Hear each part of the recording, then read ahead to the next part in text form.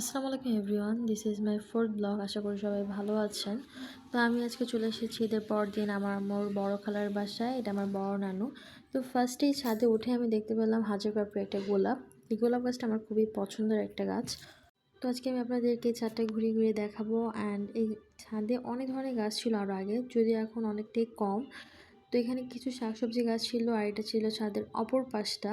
এখানে কিছু গাঁদা ফুল গাছ ছিল, টমেটো গাছ ছিল, আর এটা নাকি ছোট্ট মরিচ গাছ বলা হয়। তো আমি সঠিক জানি না এটাকে কী মরিচ বলা হয়। তো এখানে একটা অবাক করার বিষয় হয়েছে, সেটা হচ্ছে আমি পর যে গাছটা দেখাবো সেই গাছটাকে আমি মনে করেছিলাম টমেটো গাছ। তো এটা যদিও টমেটো গাছ না, এটাকে বলা হয় নাকি বেগুন গাছ। একটা গাছ, কিন্তু এই গাছটার মধ্যে দুই কালারের বেগুন ছিল। আর আমি দেখে তো ফার্স্টে পুরো অবাক হয়েছি যে আল্লাহর সৃষ্টি কতটা সুন্দর এবং কি নিখুঁত, মাশাআল্লাহ।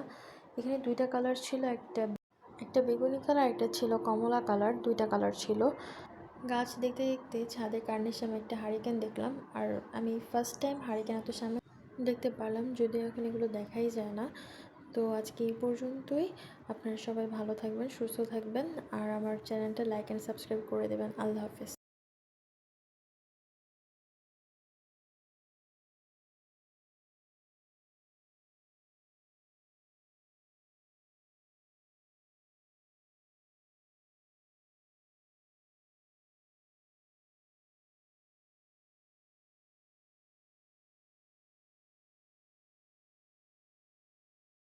প্রায় সন্ধ্যা হয়ে যাচ্ছিলো, এই জন্য ভালো মতো আপনাদের কোনো কিছু দেখাতে পারলাম না।